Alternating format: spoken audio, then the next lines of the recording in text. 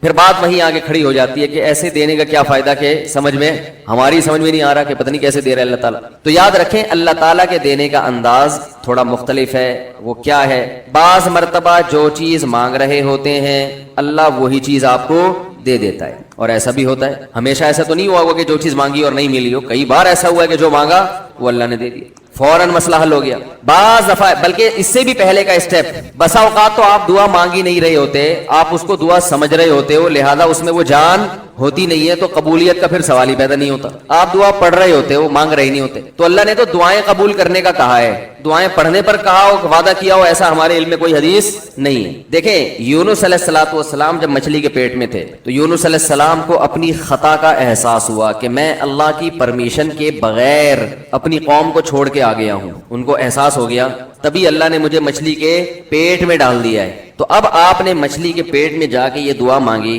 لا الہ الا انت سبحانک انی کنت من الظالمین. اے اللہ تیرے سوا کوئی عبادت کے لائق نہیں ہے, سبحانک تو ہر عیب سے پاک ہے, تو نے جو مجھے مچھلی کے پیٹ میں ڈال دیا تو یہ تیری غلطی نہیں ہے, تو ہر عیب سے پاک ہے. انی کنت من الظالمین, میں ہوں ظلم کرنے والا اپنی جان پہ, مجھ سے غلطی ہوئی ہے. اللہ تعالیٰ کو آپ کا یہ مانگنا اتنا پسند آیا کہ مچھلی کو حکم دیا کہ ان کو ساحل پر اگل دو. اور نہ صرف یہ کہ مچھلی نے آپ کو ساحل پہ ڈالا, وَأَنبَتْنَا عَلَيْهِ شَجَرَةً مِّن يَقْطِينٍ, یقطین کوئی درخت تھا وہ بھی اللہ نے اگا دیا دھوپ سے بچانے کے لیے. لیکن جب مصیبتوں میں ہم یہ کلمہ پڑھتے ہیں لا الہ الا انت سبحانک انی کنت من الظالمین, تو ہم یوسف علیہ السلام والے جذبے سے یہ کلمے میں جو الفاظ ہیں وہ مانگتے نہیں ہیں, بلکہ ہم یہ کلمہ پڑھتے ہیں. سمجھ رہے, پڑھنے کی بھی برکتیں ہوتی ہیں, میں اس کا منکر نہیں ہوں, لیکن ہمارے جو ورڈنگ ہوتی ہے نا وہ مانگنے کا اسٹائل نہیں ہوتا.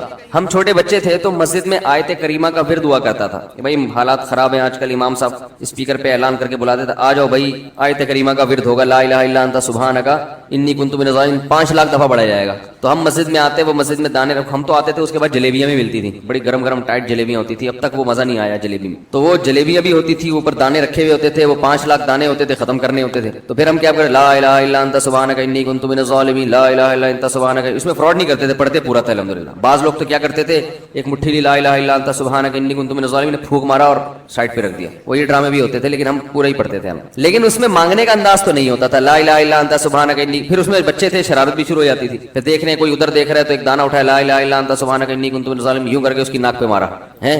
کوئی ادھر دیکھ رہا ہے تو اس کی جیب میں ڈال دیا. تو یہ دعا مانگی جا رہی ہے, یہ تو پڑھی جا رہی ہے, ایک فارمیلٹی ہے کہ 5 لاکھ پورے کرنے ہیں, اس کے بعد جلیبی کھانا ہے اور نکلنا ہے. تو آج بھی ایسا ہی ہو رہا ہے. امام صاحب دعا مانگتے ہیں, لوگ کہتے ہیں یار چلو جب نماز پڑھ لی, 4 رکعتیں پڑھ لی, سلام بھی پھیر لیا, تو اس میں کیا جا رہا ہے, یہ بھی پورا ہی کر لو. ایسا ہی ہوتا ہے نا, یہ بھی پورا ہی کر لو, آمین آمین کہہ لیں گے. امام صاحب ڈرائیور ہیں, ہم پیچھے مقتدی ہیں, تو جہاں اتاریں گے وہیں اتریں گے ہم لوگ, پہلے تو نہیں اتر سکتے. تو یہ ایک لوگوں کے ذہن میں تصور ہے. نبی صلی اللہ علیہ وسلم نے فرمایا اللہ ظاہر قلب کے ساتھ دعا کی طرف توجہ نہیں دیتے. ظاہر قلب کا مطلب آپ کا دل حاضر نہیں ہو, کچھ اور سوچ رہے ہو, اور ادھر سے آپ نے ویسے ہی ایک فارمیلٹی پوری کرنے کے لیے. اللہ کہتے ہیں کہ جب تو مانگنے میں مخلص نہیں ہے تو میں تجھے کیوں دوں. تو مانگنے میں ہی مخلص نہیں ہے. تو بعض دفعہ بلکہ اکثر ایسا ہوتا ہے کہ ہماری دعا میں جان ہی نہیں ہوتی. آدم علیہ السلام کو جب جنت سے نکالا گیا تو پریشان تھے, بے چین تھے, مضطرب سے, میں کیا کروں کہ اللہ مجھ سے خوش ہو جائے. اس بے چینی میں الفاظ نہیں آ رہے سمجھ میں. فتلقى آدم من ربه کلمات, اللہ فرماتے ہیں اللہ نے آدم کے دل میں کلمات ڈال دیے ان کی بے چینی کو دیکھ کر کے, اس طرح سے مجھے مانگو. جب انسان اخلاص کے ساتھ دعا مانگتا ہے تو الفاظ کا القاء کہاں سے ہوتا ہے, اللہ کی طرف سے وہ القاء ہونا شروع ہوتا ہے. اللہ کہتے ہیں اس طرح سے مانگ. حضرت حکیم اختر صاحب رحمہ اللہ تعالیٰ نے ایک واقعہ بیان کیا, فرمایا کہ ایک شخص نے حرم میں, انہوں نے دیکھا یا کسی اور بزرگ نے دیکھا کہ حرم میں ایک شخص اللہ سے دعا مانگ رہا ہے گناہوں کی معافی کے لیے, اور اللہ سے کہہ رہا ہے کہ اے اللہ اگر تو میرے گناہ معاف کر دے گا تو بھی خوش ہوگا, اور تیرے حبیب محمد صلی اللہ علیہ وسلم بھی خوش ہوں گے کہ ایک آدمی کی بخشش ہو رہی ہے, اور تیرا یہ بندہ بھی خوش ہو جائے گا. اور اگر معاف نہیں کرے گا تو بھی خوش نہیں ہوگا, کیونکہ اللہ کو جہنم میں ڈال کے وہ خوشی تو ہوتی نہیں ہے بندوں کو. اور تیرے حبیب محمد صلی اللہ علیہ وسلم کو پتہ چلے گا وہ بھی خوش نہیں ہوں گے, اور میں بھی خوش نہیں ہوں گا. شیطان خوش ہوگا جو تیرا دشمن ہے. اب خود سوچ لے, تو اپنے دشمنوں کو خوش کرنا چاہتا ہے, یہ اتنے سارے ہیں بھائی, اتنے سارے دوست ہیں تیرے, ان کو ناراض کر کے تو خوش کس کو کر رہا ہے, اپنے.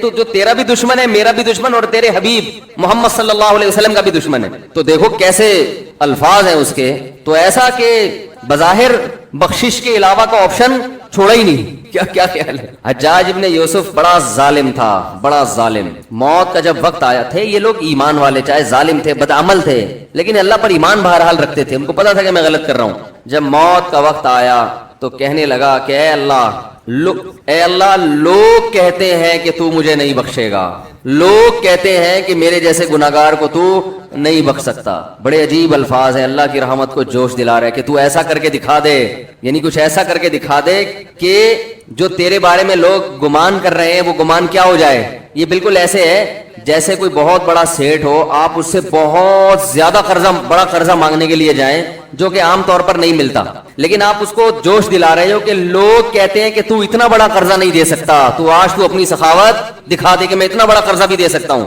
تو مرتے ہوئے کیا کہنے لگا کہ اللہ یہ پبلک کہہ رہی ہے کہ تو مجھے نہیں بخش سکتا, یعنی یہ تیری رحمت کو چیلنج کر رہی ہے کہ اتنے بڑے گناہگار کو نہیں بخشے گا اللہ, تو آج کیا کر لے تو یہ دکھا دے اپنی رحمت سے کہ میں اتنے بڑے گناہگار کو بھی معاف کر سکتا ہوں. اب پتہ نہیں اللہ نے معاف کیا نہیں کیا, وہ تو اللہ کا معاملہ اور حجاج بن یوسف کا معاملہ, لیکن علماء کہتے ہیں یہ اس نے الفاظ بڑے ڈینجرس کہے ہیں مرتے وقت. ڈینجرس کا مطلب یعنی دوسرے معنی میں ایسے ہے کہ اس نے اللہ کی عرش کو ہلا دیا ہوگا.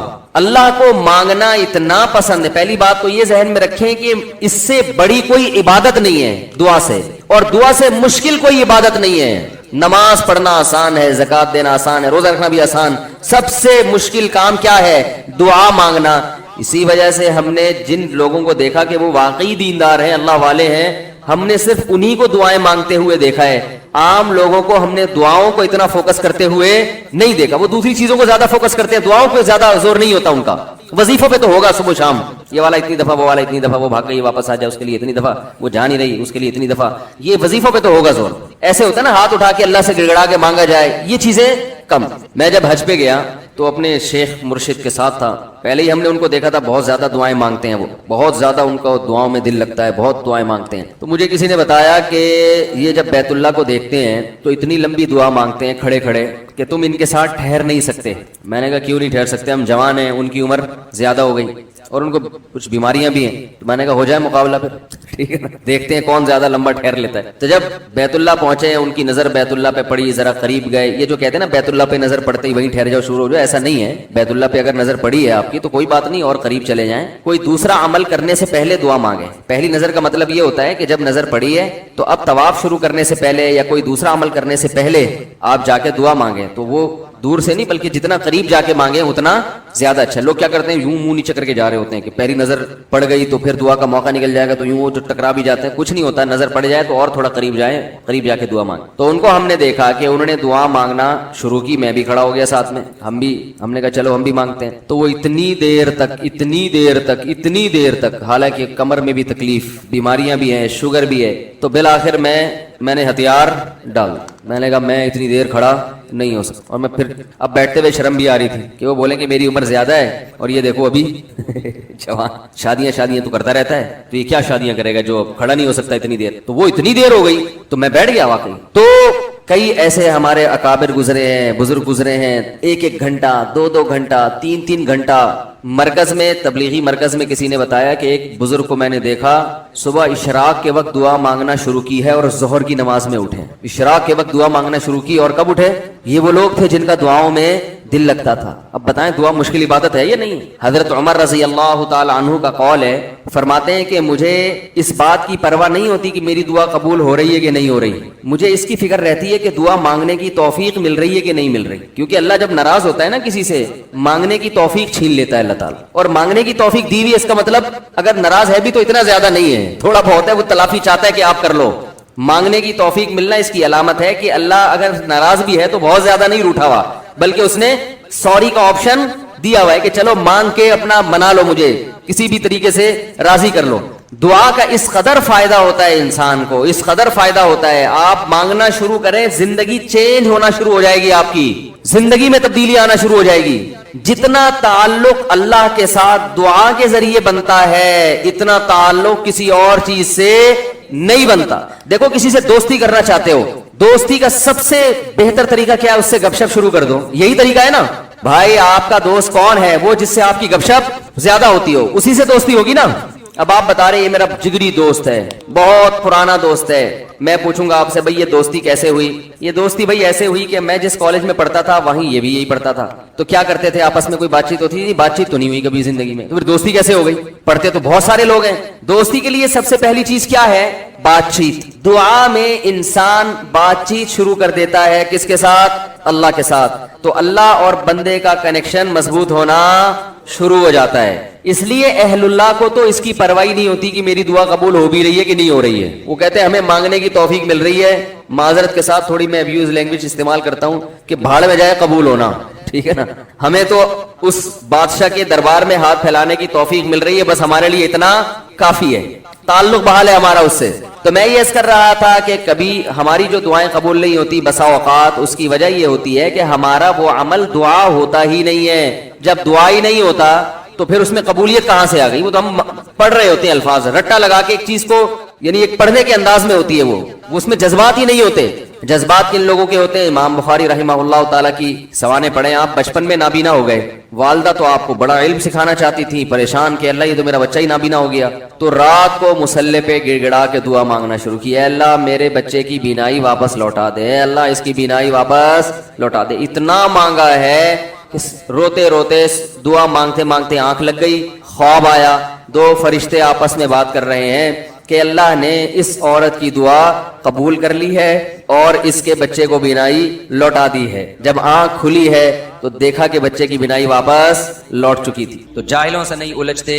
آگے اللہ فرماتے ہیں والذین یبیتون لربہم سجدا وقیاما, رات کو اپنے رب کے سامنے سجدہ اور قیام کرتے ہیں, سجدے میں سر رکھتے ہیں یعنی نماز پڑھتے ہیں اور قیام کرتے ہیں راتوں کو اٹھ کے. کیوں قیام کرتے ہیں؟ والذین یقولون, اس لیے نہیں کہ کوئی کام اٹکا ہوا ہوتا ہے تو کسی بزرگ نے وظیفہ بتایا ہوا ہوتا ہے کہ رات کو 2 رکعت پڑھ کے یہ مانگو تو یہ کام ہو جائے گا. نہ نہ نہ, ان کا 2 کام اٹکے ہوئے ہوتے ہیں. ایک کام ان کا یہ ہے کہ ان کو یہ ڈر ہے کہ آخرت میں میرا بنے گا کیا, کہیں وہ اس آگ میں تو اللہ مجھے نہیں ڈال دے گا جو اس نے نافرمانوں کے لیے رکھی ہے. اور دوسرا جب وہ جنت کے تذکرے سنتے ہیں تو ان کو ڈر لگتا ہے کہیں اس جنت سے ہم محروم تو نہیں ہو جائیں گے. کتنا قرآن میں اللہ نے جنت کو بیان کیا نا, ایسے باغات, ایسی نہریں, ہمیشہ کی زندگی جس میں کبھی بڑھاپا نہیں آئے گا. موت تو دور کی بات, تھوڑی دیر کے لیے تصور کر لو اگر واقعی ایسا ہے تو یار یہ کوئی کم نعمت ہے.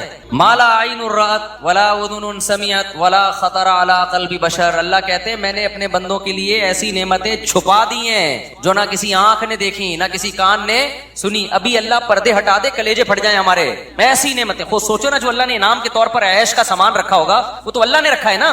دنیا میں اتنے مزے کی چیزیں اللہ نے پیدا کر دی ہیں, شدید بھوک لگی ہوئی ہو ٹائٹ والی اور گرم گرم نہاری آئے اس میں نلی بھی ہو اور مغز بھی ڈلا ہوا اور گرم گرم ہوٹل کی وائٹ آٹے والی روٹی ڈاکٹروں کے مشورے کے بغیر, کیونکہ جہاں ڈاکٹر کا مشورہ ہوگا نا کھانے میں مزہ ختم ہو جائے گا. اس ذہن میں رکھو جب مزے کی چیز کھانے کا دل کیا کرے تو ڈاکٹر سے کبھی بھی مشورہ نہیں لیا. تو یہ کیسی نعمتیں ہیں. افطار میں ہمیں کتنا مزہ آتا ہے, جس دن زیادہ بھوک لگے اور زیادہ پیاس لگے کیسا مزہ آتا ہے. دنیا میں یہ وہ مزہ ہے جو کچھ جس کی 2 ٹکے کی حیثیت نہیں. کنوارا آدمی پہلے زمانے میں, اب تو پتہ نہیں کیا کیا الٹے الٹے کام کنواروں نے شروع کر دیے ہیں, ان کی شادی کی لذت بھی اللہ نے چھین لی ہے ان کنواروں سے. پہلے ہی اتنا کچھ اوٹ پٹانگ دیکھ چکے ہوتے ہیں, ورنہ پہلے زمانے میں اب بھی بہت سے نیک لوگ بھی ہیں, ایسا نہیں ہے. جب لڑکے کی شادی کا ٹائم آ رہا ہوتا تھا نا, دن گن رہے ہوتے تھے, تاریخیں گن رہے ہوتے تھے, گھنٹے منٹ سیکنڈ. کیوں بھائی, ایک بیوی کی نعمت ملنے والی ہے.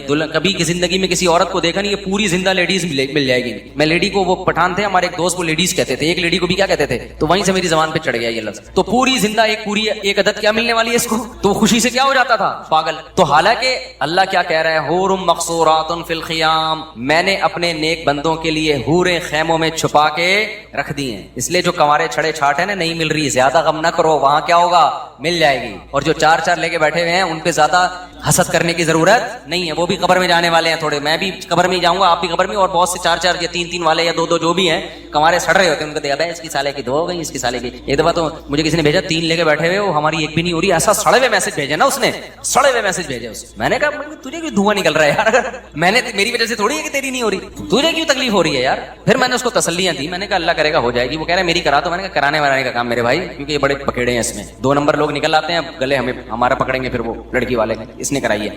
تو اس لیے اصل کیا ہے میرے بھائی؟ جنت مقصورات فی الخیام. اللہ کہہ رہے ہیں میں نے انا انشأناہن انشاء، میں نے اسی جنت کی مٹی سے ان حوروں کو بنایا ہے. اللہ نے بنایا ہے کس کے لیے؟ اسپیشل جنتیوں کے لیے جو یہاں قربانیاں دیں گے. فجعلناہن ابکارا، ہمیشہ کے لیے کنواری بنایا اللہ نے ان کو. اور عربا اترابا، ہم عمر میں کیوں؟ دنیا میں ہم عمر لوگ اس لیے لڑکی تلاش نہیں کرتے کہ ایجڈ ہوتی ہے تو اس میں لوگوں کا خیال ہے کہ خوبصورتی میں کمی آ گئی ہوگی، لیکن اصل میں جو آپ کے مینٹل لیول کی ہوتی ہے نا بیوی، وہ وہی ہوتی ہے جو آپ کی ایج اور اس کی ایج بولو برابر ہو. تو اس لیے علماء کہتے ہیں کہ جنت کی حور خوبصورت ہوگی لیکن اس کی جو مینٹل لیول ہے نا وہ آپ کے، تاکہ آپ کو اس سے بات چیت میں گپ شپ میں لطف آئے، مزہ آئے، ذہین ہوگی. تو کیسا اللہ نے انتظام کیا اپنے نیک بندوں کے لیے بھائی. یا تو یہ اللہ کے سیاسی وعدے ہیں، تو پھر سر پہ ٹوپی پہننے کی بھی کیا ضرورت ہے یار؟ کیا خیال ہے؟ پھر یہ کپڑوں کے تکلف کی بھی ضرورت نہیں ہے. امریکہ میں ایسے علاقے ہیں جہاں لوگ کپڑے ہی نہیں پہنتے، کہتے ہیں خام خامے بلا وجہ ناڑا باندھو، بیلٹ باندھو. کیا ضرورت ہے یار؟ ایسے انجوائے کرو، بالکل ہی آزاد ہو جاؤ. کیا خیال ہے؟ وہ شراب پیتے ہیں، وہ زنا کرتے ہیں،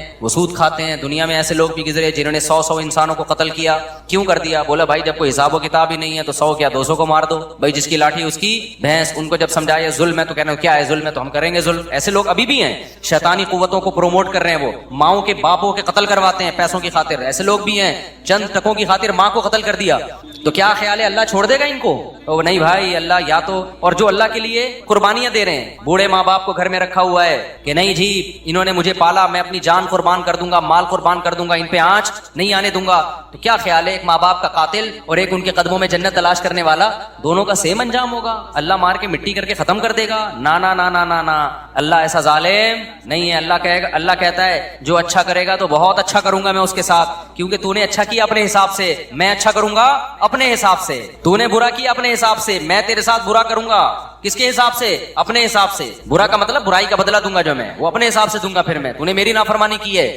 دنیا میں جب آپ ایک قتل کرتے ہیں، دنیا میں سزا کیا ملتی ہے؟ پھانسی پہ لٹکا دیں گے آپ کو. اللہ کہتے ہیں دنیا کی سزا ہے، بغیر توبہ کے آ گیا تو اس قتل کی سزا میں تجھے جہنم کی آگ دوں گا، کیونکہ تو نے ایک انسانی جان کو قتل کر کے صرف انسان کا نقصان نہیں پہنچایا، میرے حکم کی دھجیاں اڑائی ہیں تو نے. تو ایک سزا الگ سے ہوگی کہ خدا کا حکم کیوں توڑا ہے. جہنم میں جو جائے گا قتل کی وجہ سے نہیں بلکہ خدا کے حکم کو توڑنے کی وجہ سے، کہ گاڈ کے حکم کو جس نے تجھے کھلایا پلایا، اللہ کے حکم کو توڑا ہے تو نے. تو میرے بھائی جب اللہ کی سزا بہت سخت ہے تو یہ کیسے ہو سکتا ہے جو اتنی سخت سزائیں دے رہا ہو نیک لوگوں کو بدلہ تھوڑا سا دے رہا ہو؟ یہ تو عجیب سی بات ہو گئی نا. مجھے ایک بات بتاؤ، ایک آدمی بڑا مشہور ہے جی علاقے میں، نیا ایس ایچ او آیا اور نیا ڈی ایس پی صاحب کوئی آ گئے اور بڑے ظالم قسم کے انہوں نے کیا کیا کہ جی، یا کوئی گورنمنٹ آ گئی، فرض کرو بڑی خطرناک قسم کی گورنمنٹ آئی ہے. ایک آدمی مسجد سے چپل چورا کے بھاگا، چوری کر کے بھاگا. گورنمنٹ نے کیا کیا؟ پھانسی کے پھندے پہ لٹکا دیا اس کو. لوگ کہیں گے سر آپ تو بڑے ظالم ہو. کہیں نہیں بھائی، ہم نے ملک سے جو ہے نا جرم کو ختم کرنا ہے. ایک چپل بھی کوئی چرائے گا ٹھا گردن اڑا دیں گے. ایک آدمی نے کیا کیا؟ ملک کے لیے قربانی دی، جنگ میں لڑا، بڑا زبردست، جان بس بچ گئی، اس کو انعام میں 5 روپے دے دیے وزیر اعظم نے یا صدر مملکت نے. کہیں گے حضرت اس نے اتنی بڑی، اس نے ایٹم بم بنایا، اس نے یہ کیا، اس نے وہ کیا. جس نے چپل چرائی تھی اس کو تو پھانسی پہ لٹکا دیا، اور جس نے اتنی بڑی بڑی قربانیاں دی اس کو کیا پکڑائے جا رہے ہیں؟ 5 روپے. کہے گا بھائی میں جرم کو روکنا چاہتا ہوں. تو ہم کہیں گے حضرت یہ آپ کی طبیعت میں نا بیلنس نہیں. اگر آپ چپل چوری کرنے والے کو پھانسی کے پھندے پہ لٹکاتے تو ہمیں تو وہ بھی برا لگا تھا، لیکن ہم نے سوچا کہ شاید جرم کے خلاف نا آپ کے دل میں نفرت بہت ہے. تو جس کے دل میں جرم کے خلاف نفرت بہت ہوتی ہے نا، اس کے دل میں اچھائی کی محبت بھی اسی حساب سے بولو بہت ہوتی ہے. ایک باپ چھوٹی سی غلطی پر اپنے بچے کو پکڑ کے کوڑ دیتا ہے اور کہتا ہے میں اس کی تربیت کرنا چاہ رہا ہوں. تو اگر تھوڑی سی اچھائی پر نوازتا بھی بہت ہے، پھر ہم کہیں گے واقعی آپ کیا ہیں؟ واقعی بھائی آپ چاہ رہے ہیں کہ آپ کے بچے کی اچھی تربیت ہو. جب وہ اچھے کام کر رہے ہیں تو اس کو اپریشیٹ ذرا بھی نہیں کر رہے، برے کاموں پہ طبیعت سے دھنائیاں لگ رہی ہیں. اس کا مطلب تو جلاد ہے بھائی، تو اپنی ٹھڑک نکال رہا ہے، تجھے برائی سے نفرت نہیں ہے. تو جب اللہ نافرمانوں کو سزا ایسی سخت دے گا، جہنم کی آگ میں ڈالے گا، تو وہ تو غفور الرحیم ہے بھائی، وہ تو جواد الکریم ہے. وہ سوچو جو نیک لوگ ہیں ان کو بدلہ کیسا خاندانی دے گا پھر؟ نہیں ہے بات. جبکہ وہ کہہ رہا ہے برائی میں ایک برائی پہ ایک جرم لکھا جائے گا، جبکہ نیکی میں ایک نیکی پہ کیا لکھا جائے گا؟ 10 نیکیاں لکھی جائیں گی. تو اس لیے جنت کا ہم تصور کرتے کرتے جہاں تک پہنچتے ہیں نا، جنت اس سے بھی اوپر کی چیز ہے. اس لیے ٹینشن نہ لیا کرو. صحیح ہے نا کہ بے روزگاری ہے، بیگم نہیں ملی، صحیح آڑی ترچی مل گئی، ملی نہیں اس کو، اتنی مل گئی ہمیں ایک بھی نہیں ملی. جس کو ملی ہے وہ بھی اللہ کا شکر ادا کرے. اس کو بھی اگر کبھی خدا نہ خواستہ اللہ نہ کرے کبھی کسی قسم کی، وہ تو ہونی نہیں چاہیے لیکن کبھی ہو گئی تو وہ کیا کرے، وہ بھی اللہ کا شکر ادا کرے. دنیا میں ٹینشن فری تو کوئی بھی نہیں ہوتا بھائی، تو اس کو یہ ٹینشن ہوگی. چھوڑو زیادہ آگے نہیں جاتے ہیں. تو لیکن مسئلہ کیا ہے، اصل کیا ہے میرے بھائی، آخرت ہے. تو یہ 2 ٹکے کی حیثیت ہے اس دنیا کی، کچھ بھی نہیں ہے. اور تھوڑے دنوں میں بڈھے ویسے ہی ہو جانا ہے. تھوڑے دنوں میں کیا ہو جانا ہے، بڈھے ہو جانا ہے. پھر گھٹنے میں درد ہوگا، پھر کمر میں درد ہوگا، پھر یہاں درد ہوگا، پھر دانت، پہلے بال گریں گے. پہلے تو کوشش کرے گا بال سفید کیوں ہو رہے ہیں، تھوڑے دنوں میں ہوگا یار چلو ہو رہے ہیں، ہوں تو نا، بال تو ہوں، بال ہی مارکیٹ سے کیا ہو رہے ہیں، شارٹ ہو رہے ہیں. پھر وہ لگوا لے گا بال، تو ڈاکٹر کہے گا جہاں کہاں کے بال لگاؤں، کہیں بھی نہیں ہے، کسی اور کے تھوڑی لگیں گے، چلو یہاں کے لے کے یہاں لگا دی. اب تو یہاں بھی نہیں رہے، یہاں کیا لگے گا، اگر یہاں کے یہاں لگا، وہ ڈونر یہ بال ہوتے ہیں نا، یہاں کے لے کے یہاں ڈاکٹر لگا دیتے ہیں. تو یہاں ہونا تو ایک وقت آتا ہے یہاں بھی کیا ہو جاتے ہیں. اب کہاں کے بال لیں بھائی، کیا باتیں کر رہے ہیں، وسیم سے لے لیں بال، کیا بھینس کے بال لگا دیں. پھر بالوں کا مسئلہ ختم ہوگا، کڈنی کا مسئلہ کھڑا ہو جائے. اب بال گئے تیل لینے، یار ڈائلسس پہ آیا ہوا ہوں یار، مولوی صاحب دعا کرو میرے سر پہ بال نکلیں یا نہ نکلیں، میرے گردے خدا کا 4 شادیاں گئیں تیل لینے. سمجھ میں آ رہی ہے بات، 3 شادیاں 4 شادیاں کہاں گئیں، تیل لینے. میرے گردے کا بڑا مسئلہ چل رہا ہے آج. جب گردے ٹھیک ہوں گے یا نہیں ہوں گے وہ تو اللہ ہی جانتا ہے، اتنے میں پتہ چلے گا یہ فیٹی لیور ہے، آپ کے جگر میں چربی بہت چڑھ گئی. چربی چڑھ گئی ہے تو کیا کھائیں ڈاکٹر صاحب، ڈاکٹر کہیں گے آپ تربوز کھایا کریں، خالی کیا کھایا کریں، تربوز کھایا کریں. یہ جو بھی ڈاکٹر کھلائیں وہ تو ڈاکٹر کو پتا ہے. سارے مزے چھوڑ گئے، پھر فیٹی لیور، پھر فلانا، پھر گھٹنوں کا مسئلہ. یار کتنا لڑو گے موت سے، آپ نے بڑا زبردست لائف اسٹائل، جم، گھڑ سواری، سوئمنگ، سب کچھ کر کے دیکھ لیا تو کب تک چھپو گے پیڑوں کی آڑ میں، کبھی تو ملو گے لنڈا بازار میں. موت کا فرشتہ کہے گا کتنا بھاگے گا، کتنا بھاگے گا، آئے گا کہاں، میرے پاس ہی آئے گا، میں ریسیو کرنے تھوڑے دنوں میں تجھے آ رہا ہوں. 80 سال نکال لے گا. 50 انگریزوں سے اچھی تھوڑی سی ہو سکتی ہے، وہ بھی 90 تک وہ بھی نہیں پہنچتے. 80 میں ہے کتنے دن ایسے ٹھک ٹھک ٹھک کر کے ٹائم گزرتا ہے. اور اس میں آخری 20-30 سال تو ویسے ہی بڑھاپے کھانسنے کے بھی ہیں اس میں، وہ کوئی کسی کام کے نہیں ہے، وہ ثواب حاصل، وہ بھی جب مسجد میں دل لگتا ہو، ورنہ مسجد میں دل نہیں لگے گا تو وہ بھی PUBG کھیل کے گزارے گا بڑھاپے میں، وہ بھی برباد. تو اس لیے میرے بھائی اصل کیا ہے، اللہ کہہ رہا ہے اصل کیا ہے، وَإِنَّ الدَّارَ الْآخِرَةَ لَهِيَ الْحَيَوَانُ، اصل آخرت کی زندگی ہے، جو اصل زندگی ہے اس میں ایسی جوانی ہے جس میں کبھی بڑھاپا نہیں آئے گا، اس میں ایسی صحت ملے گی، کبھی بیماری نہیں ہوگی. اِنَّكَ لَا تَجُوعَ فِيهَا وَلَا تَعْرَىٰ. اللہ نے آدم حوا کو کہا تھا اے آدم اس درخت کے قریب مت جانا، اس جنت میں رہنا